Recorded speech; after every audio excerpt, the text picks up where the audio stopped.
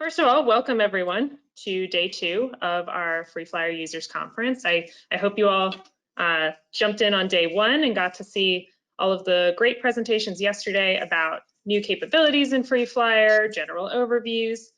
Today, as Mark said, we're going to be taking kind of a deeper dive into some of the more specific capabilities. So I'm going to be talking about optimization, which is new with FreeFlyer 7.6. Again, my name is Julie Peck. I'm a member of the FreeFlyer technical support team, and I have been for about 3 years now. I started as an intern and then joined the tech support team full time. And so my job consists of helping our customers, answering questions, helping people get their mission plans set up, whatever you need. That's what our team is here for, and we love to hear from you. So I'll just start out by saying you're always welcome to reach out to us at any point.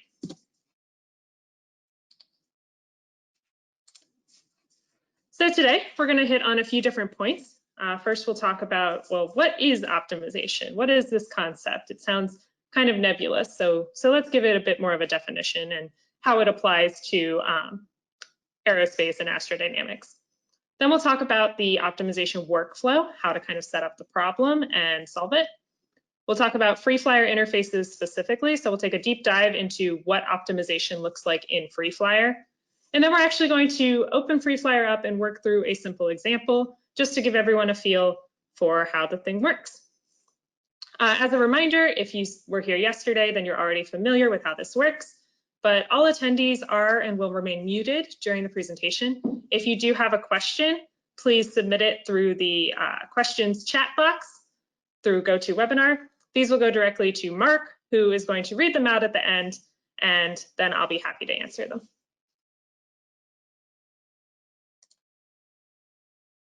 So first, let's talk about what is optimization. What does it mean? So the goal of an optimization process is to find a solution to a problem which minimizes or maximizes some quantity. So one way to think of this is like finding a best solution rather than just any solution. You know, in a lot of cases, there are situations where, oh, well, a lot of different parameters could achieve your goal, but optimization gives you the ability to find a best answer. So you can think of these solutions like you're finding a local minimum or maximum of a function. For some algorithms, you can find a global minimum or maximum of a function, and that's all dependent on what algorithm you're using. For most cases, you're going to be looking for a local minimum or maximum, so your optimization process is going to be fairly subject to your initial guess. So it's always good to go in with an initial guess of your ideal parameters. How on earth does this apply to astrodynamics? Well, in lots of ways. Just a couple of common applications could include maneuver planning. Maybe you're trying to minimize a delta V, constellation coverage. You're trying to maximize time spent over a certain area. Maybe you're working with the formation.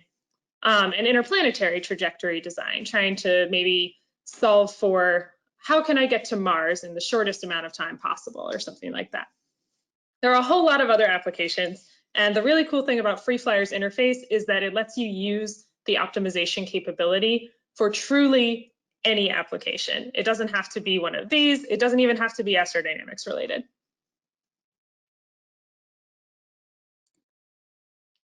So to start out, I want to just go over some vocabulary words because we're going to be using these a lot throughout this presentation, and I want to make sure that everybody is clear on what we're talking about. So kind of going through the basics. We have 5 terms on this page. The first is state variables. So a state variable in an optimization process is a parameter that's going to be changed with each iteration of the optimizer. So if you're familiar with FreeFlyer's targeting interfaces, you can think of these as analogous to the varies. They're the things that you're varying with each iteration in an attempt to find your best solution.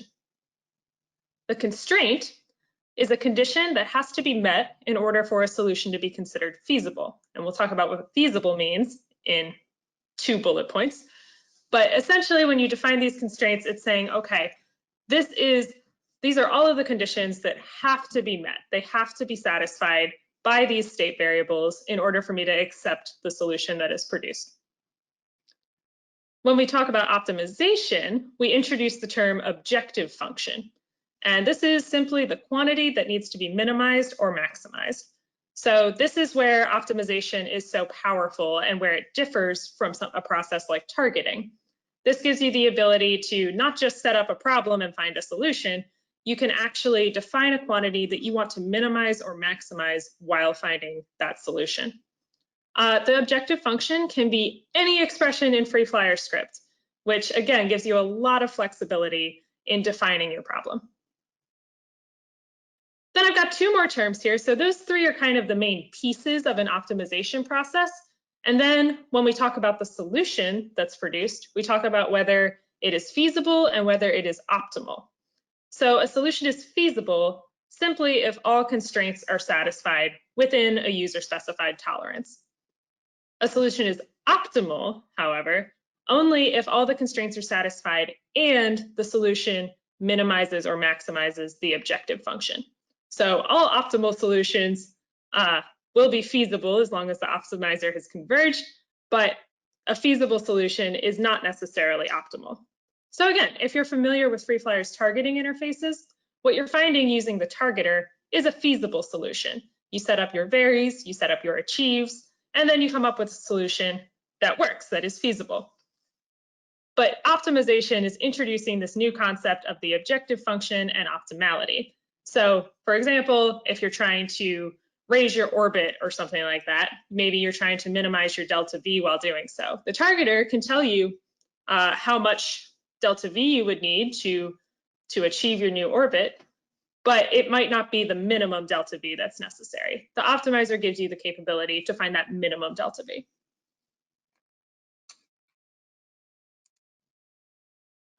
A couple of more advanced terms within the optimization vocabulary are known derivatives, the gradient and the Jacobian. So if you've taken calculus classes, you're probably familiar with both of these terms already.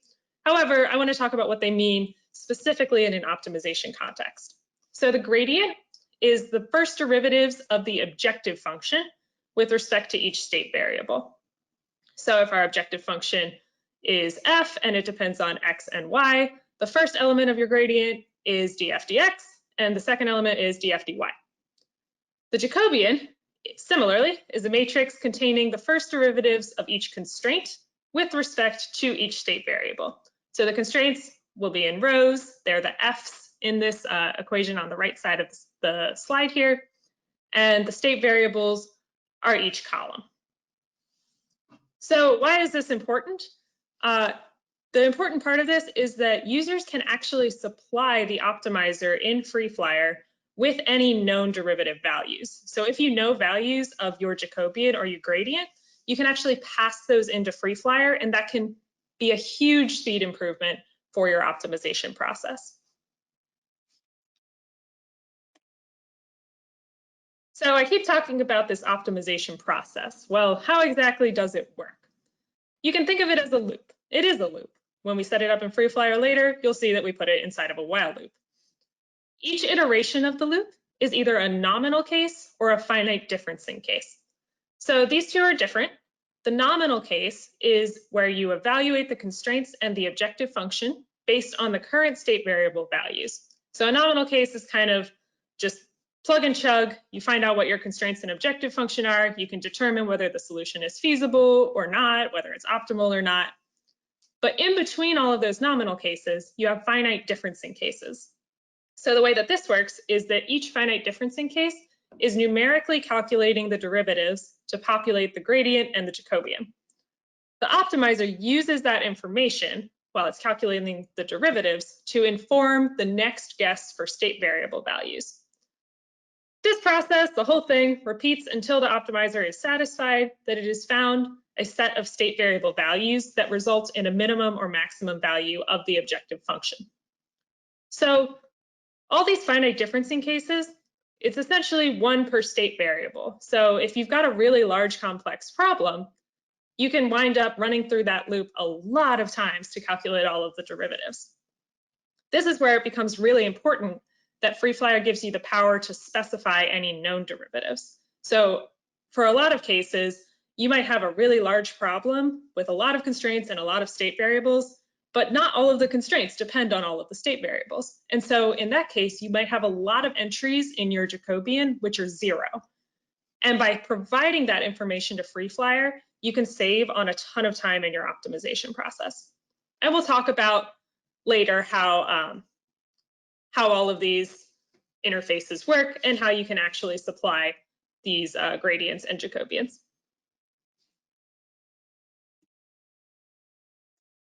All right, so I've talked a lot now. I would like to go ahead and open up a sample mission plan in FreeFlyer. So this is one of our new ones with the optimization capability. So hopefully you can see FreeFlyer on my page now. This is our FreeFlyer home screen. Probably looks pretty familiar if you've opened up FreeFlyer before. I'm going to open the optimal orbit raise sample mission plan. Oh. No, I don't need to save my mission plan. Thank you, FreeFlyer. It's fine.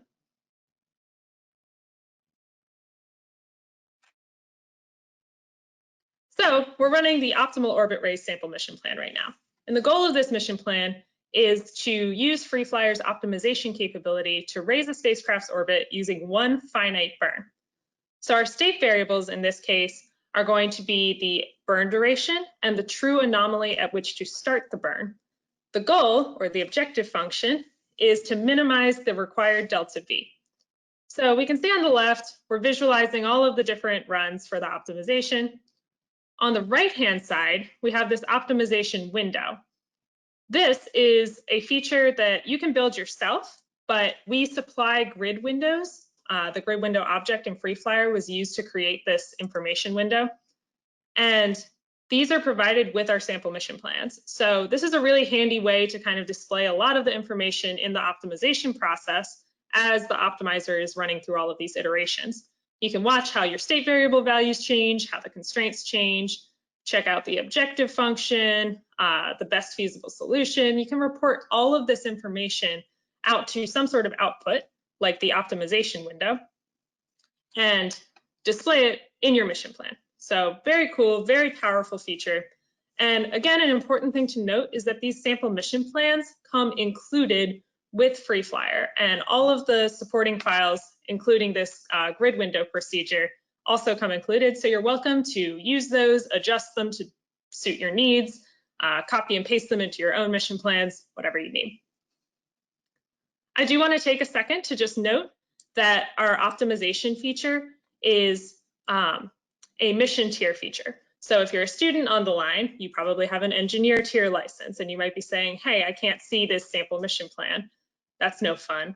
Well, if you feel like you need an optimization capability, please reach out to our team and let us know. We're happy to work with professors and students who think that this could be important to their research or something like that. But by default, this is not included in our engineer tier license.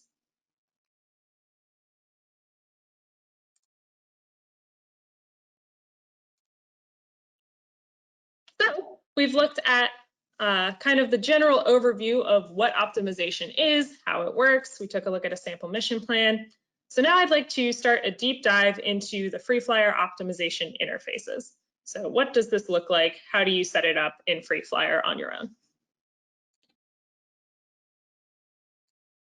So all of FreeFlyer's optimization capabilities are accessed through the Optimizer object. And you can create this object in script just by typing Optimizer and then giving it a name. So in this example on the slide, I've called my optimizer opt. It's a very highly creative name. I don't expect anyone to be as creative as this, but I won't judge. The optimizer object is an entirely script-based, object-oriented architecture.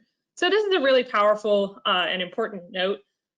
We're really focusing on our script in FreeFlyer, and it's so flexible and so capable, partly because you can just code very easily right within FreeFlyer, but also because you can easily work it into external applications. So anything through the runtime API, you can build your FreeFlyer mission plan into an external application and access all of these properties from that external application because they are script-based and object-oriented.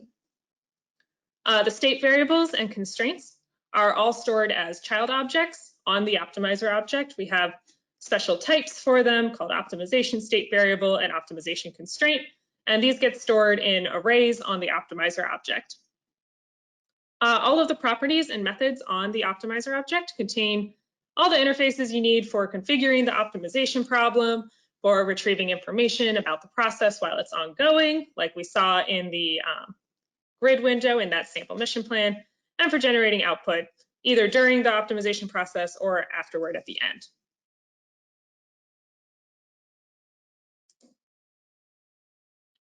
So there are kind of 4 steps to the optimization workflow, and I've broken them down here. The big steps are define the problem. That's where you'll configure the state variables and constraints, and we'll save any iterating objects to the process. We'll talk about what that means. The next step is to load the optimization engine, and we'll choose a third-party optimization library. Again, we're going to talk a lot more about those. Then we'll create the evaluation loop, which is really the meat of the problem. I've listed a lot of steps in that section, and we'll go through each of them. And then finally, to retrieve the best solution, which, as I've noted here, is not necessarily the final solution. So let's jump into the first piece, just defining the problem. We're going to see how this looks in FreeFlyer. So the first thing that you'll do is add your state variables. Any of these define the problem pieces can be done in any order. This is just kind of what makes sense to me. So the first thing that I would do is configure all of my state variables. You can add state variables through the add state variable method on the optimizer object. And then you can configure properties like the initial guess, lower and upper bounds for your state variable to constrict how far the optimizer is allowed to vary it.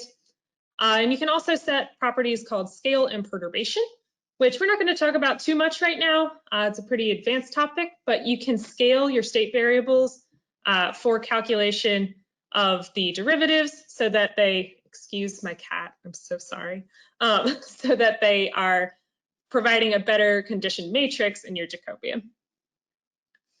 There are a lot of convenient overloads to the add state variable method, and that allows you to do things like add and configure state variables in a single line of script, as we see on the bottom right-hand side of the slide there.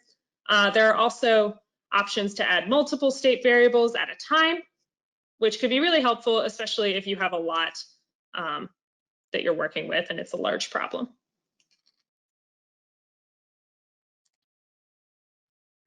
So once you've configured your state variables, or before, again, it doesn't really matter, you'll want to configure your constraints.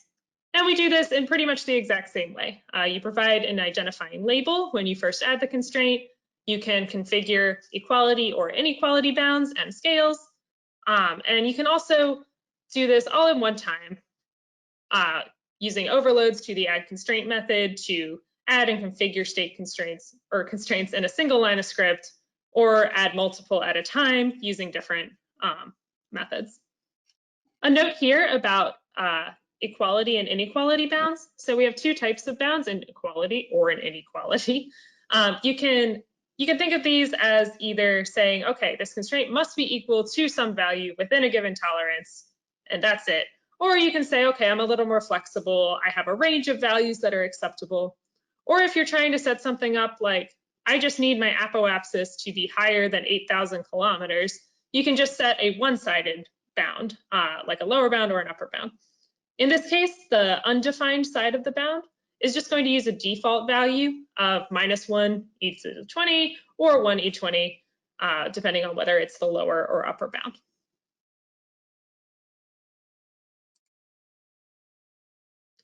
The final step before we get into loading our optimization engine is to save any objects to the process. So any objects that are saved to the optimization process are going to be reset with every iteration of the evaluation loop. This is anything that is going to need to be reset to its original state after you've changed state variables or propagated a spacecraft or something like that. You can think of this, again, if you're familiar with FreeFlyer's targeting interfaces, this is analogous to the iterate command.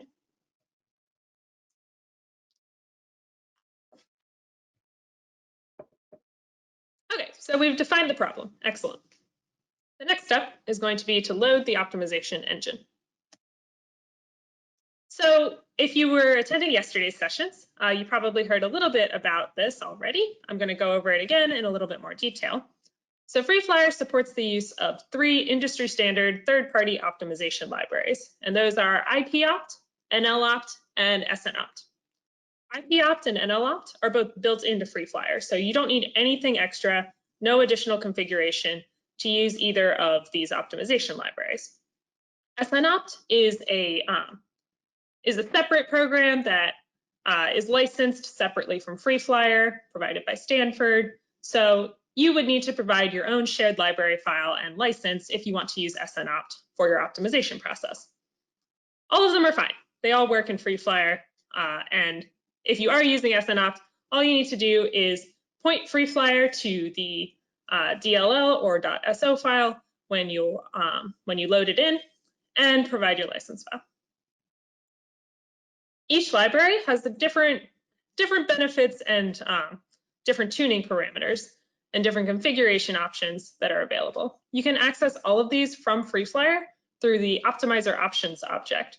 So there's one, the Optimizer Options object is a base class, and then there are child objects for each of the optimization libraries underneath of that. So you've got IPOpt options, NLOpt options, SNOpt options, and that lets you do things like configure library-specific parameters. So for SNOpt, you can load in a spec file, or for NLOpt, you can change your algorithm or specify a key tolerance property.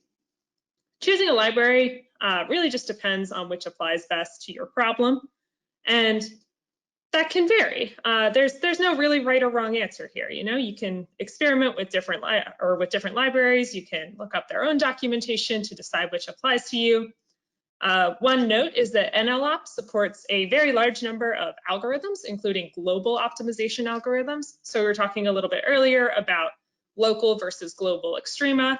The fact that they support global algorithms could be useful for problems like constellation coverage, where you have a lot of local minima and maxima in terms of your objective function, which would be the most coverage.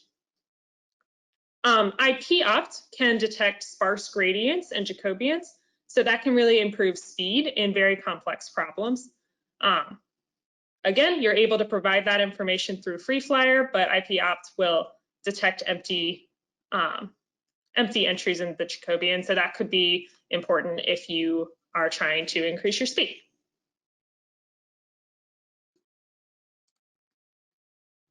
So how do we get these things into FreeFlyer? Well, it's just through the load engine method on the optimizer object. So the default is going to be IPOpt if you just call that method with no arguments. You can also specify just an integer argument to choose IPOpt, NLOpt, or SNOpt. And again, if you're using SNOpt, you would then also pass in the path to your shared library file for SNOpt.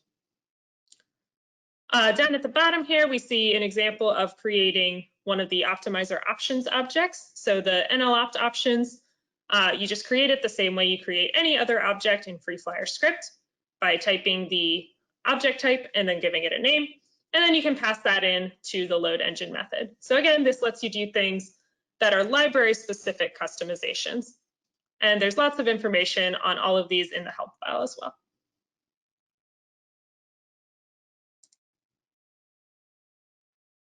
All right, that's all you need to do to load the optimization engine. It's very straightforward, just a simple method call. The next thing is going to be to create the evaluation loop. So this is where the bulk of the analysis happens for any optimization problem. And it looks kind of like this. So you'll have a while loop, you'll input a loop condition, and then you're going to restore any saved objects, you'll update and retrieve the state variable values for the current iteration, perform any analysis, update your constraints, minimize or maximize the objective function, and generate any output that you need.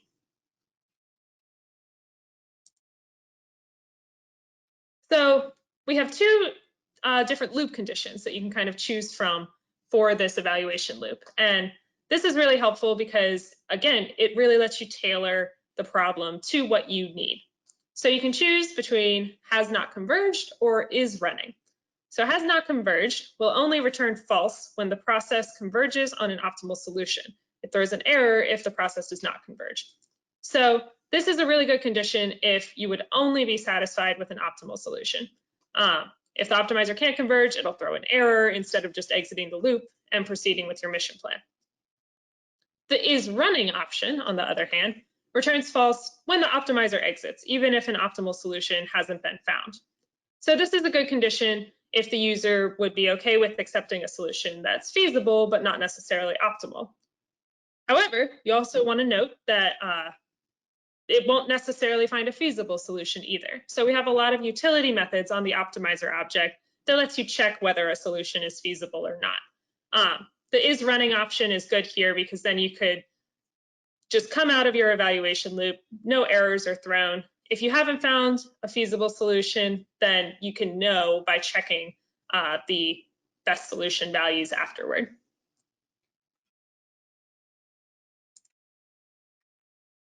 So once you've chosen your loop condition, we actually enter the loop itself. The first step is just to restore any saved objects. So that could include spacecraft, anything that's been saved to the process with the save object to process method. You also, this is a kind of separate note, will want to reset method states when necessary.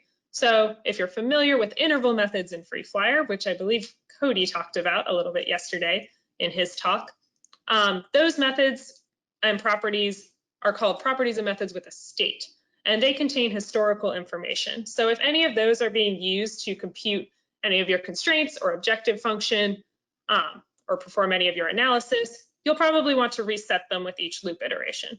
A couple of examples are spacecraft.elapsed and pointgroup.coverage.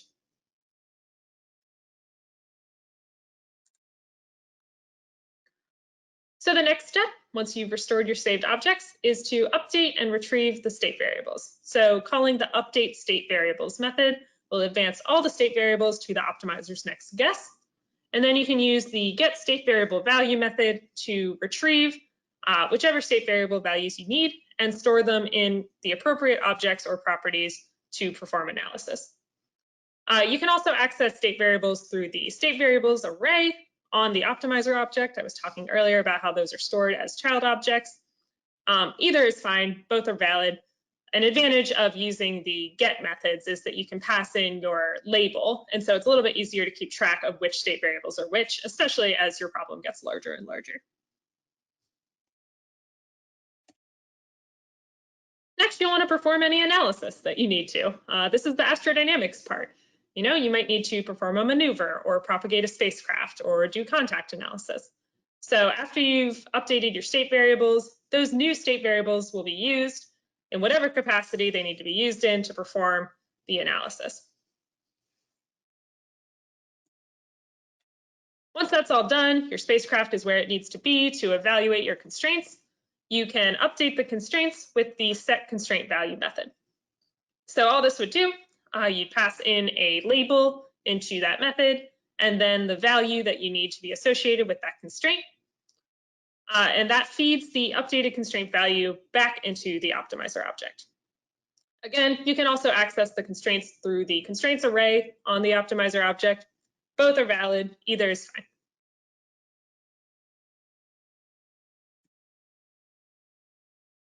Finally, we get to the exciting part of optimization, which is minimizing or maximizing the objective function. So this, again, is the piece that doesn't really have an analog in a simpler process like the targeter. This is where you define your objective function value and you pass that in to the minimize or maximize method. In my example on this slide, I have stored the objective function in a variable object, and then I pass that into the minimize method. But you can just pass in directly. I could have just plugged in opt.getStateVariable into the minimize method call as well. It doesn't need to be stored in a separate object. It's just whatever you prefer. I wanted to talk about a really powerful option here, which is the solve constraints method. So this method just lets you find a feasible solution. And this would be much more similar to, for example, the targeter that you're probably already familiar with. So if you don't need to optimize an objective function, but you want to use the optimization interfaces, you can use the solve constraints method. And this will just find a feasible solution that satisfies all the constraints of the problem without having to define an objective function. Obviously, that can save on time. It can also just be important if maybe you're running an initial process to get a good initial guess for some state variables, and then you want to optimize it, but you want to treat it separately. That's another option. This gives you the ability to kind of break up your problem, be flexible with how you set it up, all of that good stuff.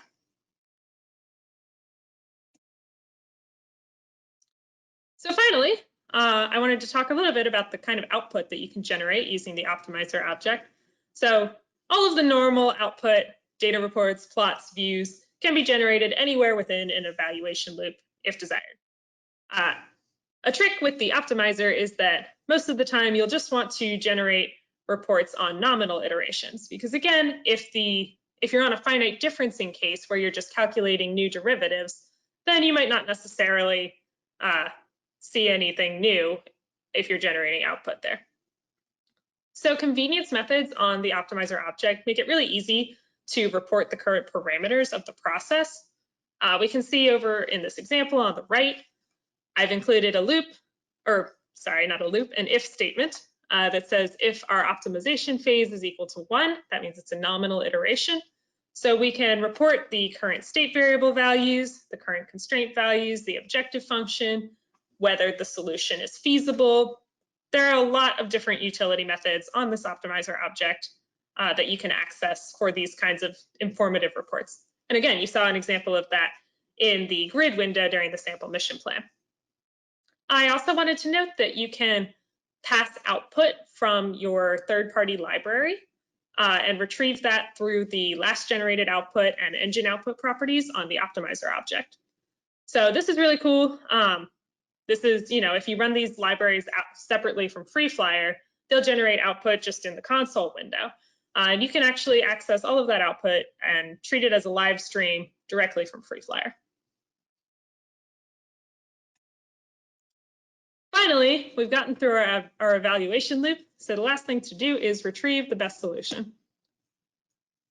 That's super easy. We have the get best state variable values method that returns the state variable values that have yielded the optimal solution at the end. Once this evaluation loop is complete, you just retrieve the best solution, and then you use those values to continue with your analysis. Now, an important note here is that the final evaluation of the Optimizer is not necessarily the best solution. I've actually got a mission plan pulled up here. This is the coverage time optimization sample mission plan. And I wanted to bring this one up specifically because this is the case where the final solution was not the best solution. So that's why it's so important to use that get best method. If we look at this plot, the way that this mission plan works is to try and optimize it varies the initial conditions of a formation of spacecraft to try to optimize the coverage over a region. And it does that by creating an objective function that's a combination of the coverage fraction and a cost function based on the semi-major axis. So as we can see, if we look at this plot, the yellow is the objective function, and about right here is that's the optimal solution. So that is the best solution that it found with a objective function value of 0.9112. That's over on the console window on the left. And then the Optimizer continued running. It ran a few more iterations before it was convinced that this was, in fact, the extremum. So it's important here that we use the get best method to then run our simulation, because that way we're going to achieve the optimal coverage. If we just used the last iteration, it wouldn't have given us the optimal result.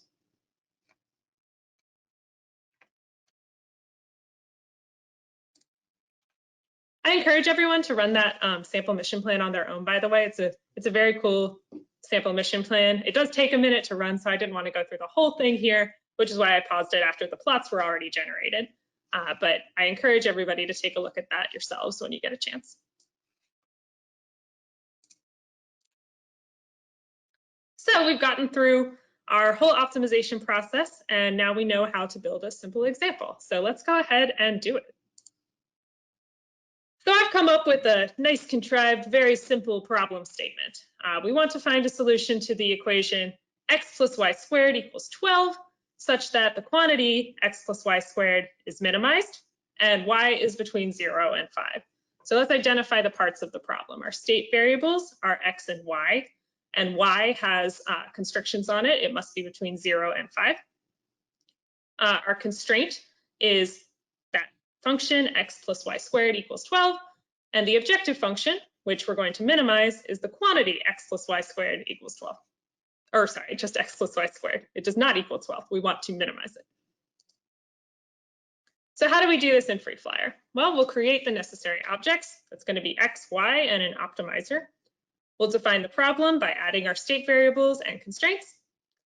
And we'll set our constraint with an equality bound because it must be equal to 12. Then we'll load the optimization engine. So I'm actually going to go ahead and do this step by step in FreeFlyer. I've kind of got a skeleton of this already built out. But if you haven't seen FreeFlyer before, welcome. I hope you have. If you're not, then you'll get a good look today at what our scripting interfaces look like. So I'm going to create two variables, x and y, and an optimizer object called, again, very creatively, opt. Next, I'm going to add the two state variables, x and y. I'll give an initial guess of 0 for x and 1 for y, and I'll set up my lower bound and upper bound for y all in one line. So I'll say opt.add state variable x, and I'll give it an initial guess of 0. Again, you can use FreeFlyer's IntelliSense capabilities to scroll through all the different overloads that are available for these methods. I'm using the second one, but you don't need to scroll to it just to use it. Then we'll also add y, give it an initial guess of 1, lower bound of 0, and upper bound of 5. Next, we'll add a constraint. I'm just going to call it constraint expression. You can tell I'm feeling very creative today. And we'll set the equality bound for that constraint to 12. The way I'm doing this here is just by accessing it through the constraints array, because you haven't seen that yet in the script, so I figure why not. So that's the first constraint in the problem. We only have one, so that's pretty easy to keep track of. And our constraint is that the function must be equal to 12. There we go. Finally, we're just going to load the default optimization library for this case, and that's ipopt. So I'll call opt.loadEngine, and I just won't pass in any arguments.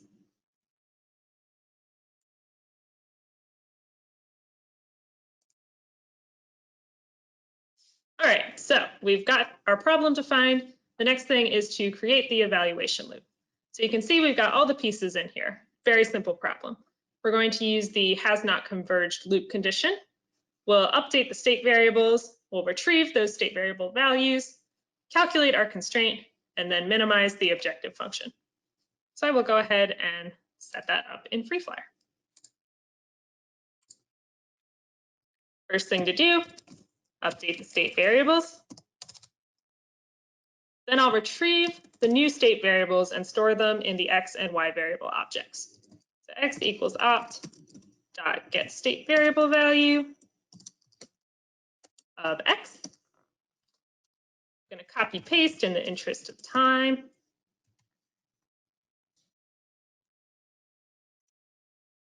And same deal for y. We're going to change this to y, of course.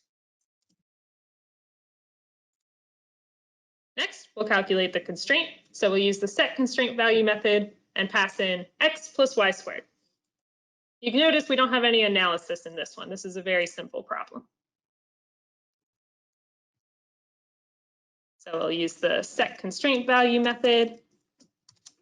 That'll be constraint expression. And the value is going to be equal to x plus y squared. Finally, we just need to minimize our objective function, which is the quantity x plus y squared.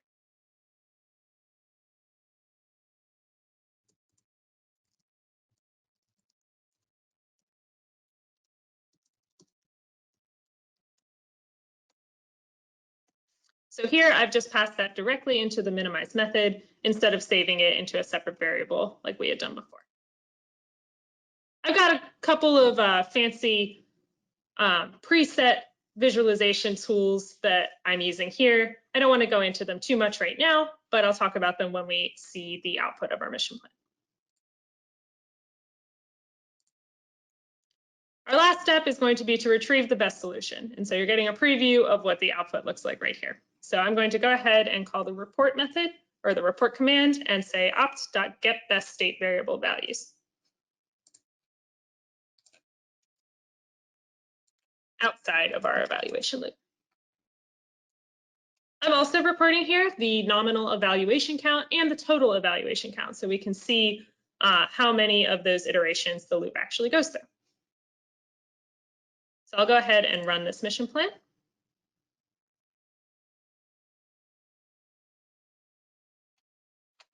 And we see that our best state variable values are x equals -4 and y equals 4.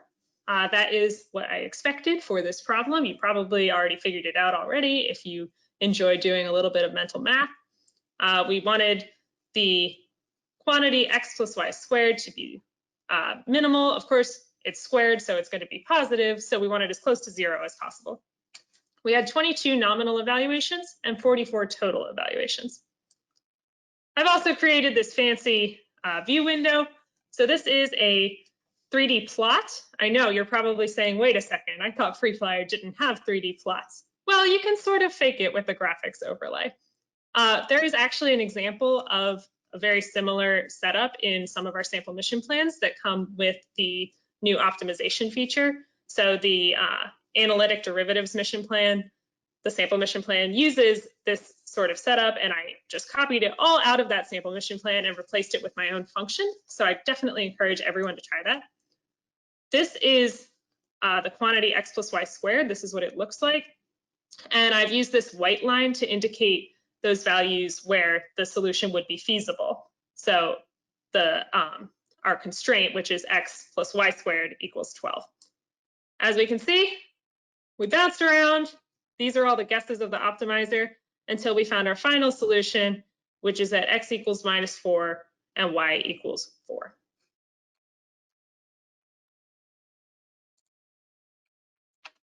So we could do something else. We could replace the minimize method with solve constraints. So let's try that. What we're expecting here is that the optimizer is going to find a solution to x plus y squared equals 12, our constraint, but not necessarily one which minimizes the objective. It'll just find the solution as fast as possible and then exit. So let me go ahead and replace that minimize call with solve constraints. If I run that now, we can see our final solution is way up here. It is definitely not minimizing our objective function, and it comes out to x equals 1.76 and y equals 3.199. And that, if you do x plus y squared, that does in fact equal 12. However, it is not minimizing our objective function because the solve constraints method just doesn't care about the objective function. I'm going to put that back to minimize.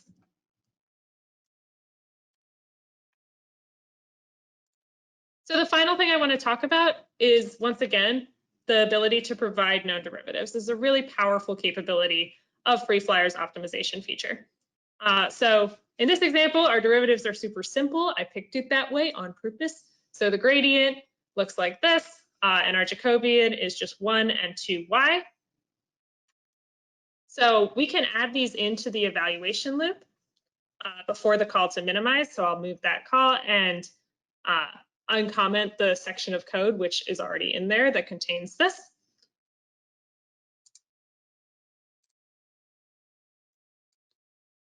Let's go ahead and move this afterward. And I've put this in a block comment just so that it was hidden before, but I've already got this all typed up, so I'm going to uncomment it and go ahead and run our mission plan. And we come up with the same solution, x equals -4 and y equals 4. So that didn't save us a whole lot of time in this case because it's very, very simple. But look at our total evaluation count.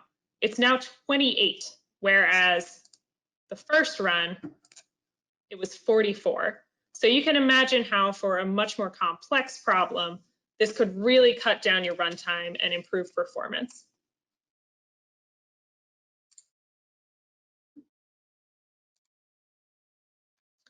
In our Lunar Gravity Assist sample mission plan, which I'm not going to run right now because I don't want to steal too much thunder from a kind of similar mission plan that Quinn will be talking about in the next session. But you can see an example of visualizing the Jacobian matrix using a grid window. So this is one of those cases where this is a very large, very complex problem, and I've included a screenshot here of the Jacobian matrix. This is all included with the sample mission plan, and it shows you that you have a lot of entries where the Jacobian is nearly 0 or is 0. And so if you provide those known derivatives, you could save a lot of computation time.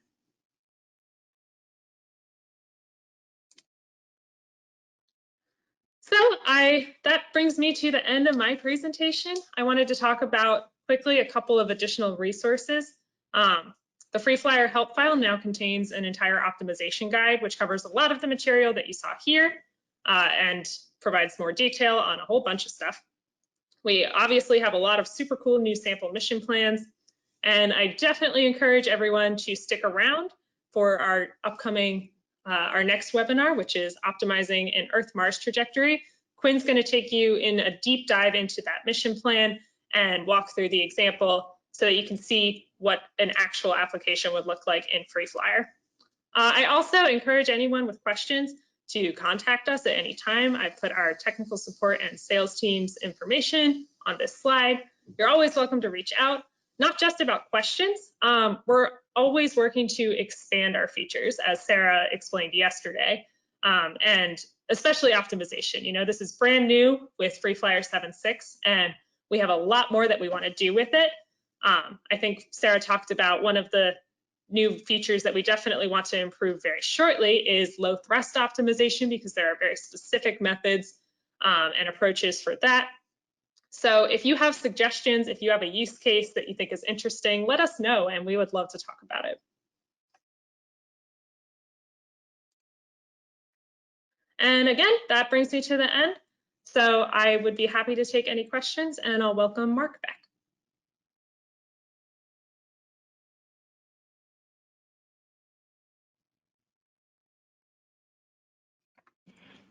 Hey, Julie, thanks for talking about optimization.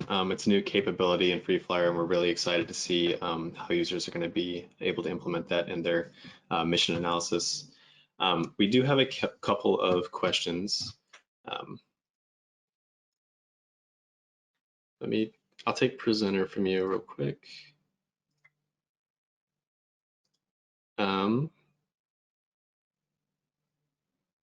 Actually, never mind. So the first question is, which numerical approach is used in the finite differencing method? I believe we use forward differencing, but I can actually double check right now. So I believe you have the option to choose forward or central differencing for your finite difference method. There it is. Yep, and we use forward differencing by default, but you can also choose central difference if you prefer. Good question.